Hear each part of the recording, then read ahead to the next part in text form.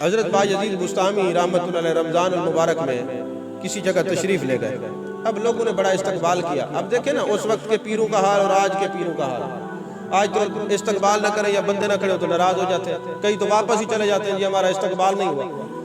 صحیح صوفیاء کی تعلیم کیا تھی کہ حضرت بایزید بسطامی جب گئے نا تو لوگوں نے آپ پر گول پاشی کی, آپ کا استقبال کیا, تو آپ نا اپنی آستین سے خشک آپ نے روٹی کا ٹکڑا نکالا اور منہ میں رکھ لیا. کھایا نہیں, ایسے منہ میں رکھا. تو لوگوں نے کہا دیکھو یہ تو زندگی ہے, ہم تو اس کو صوفی سمجھ رہے تھے, اللہ کا ولی سمجھ رہے تھے, چھوڑ کے چلے گئے. تو آپ نے اپنے آپ کو کہا نفس دیکھا, شریعت مصطفیٰ صلی اللہ علیہ وسلم کے اندر شریعت کی تابعداری کرنے سے عزت ملتی ہے.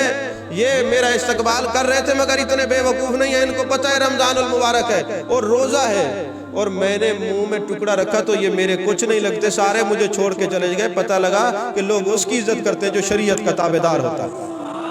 تو پتہ چلا یہ تصوف شریعت سے جدا نہیں, عزت ان لوگوں کو ملتی ہے جو تصوف والے شریعت والے ہیں, شریعت سے جدا نہیں ہے. اب آپ کے ذہنوں میں ایک سوال پیدا ہوگا کہ جی بایزید بسطامی تو اتنے بڑے بزرگ ہیں, پھر رمضان المبارک میں منہ میں روٹی کیسے رکھ لی؟ تو دوستو وہ آپ کہیں سفر سے آئے تھے اور اپنے مریدین کے پاس آئے تھے, سفر کر کے آئے تھے. مسافر کو روزہ چھوڑنے کی اجازت ہے, اللہ نے قرآن میں دی.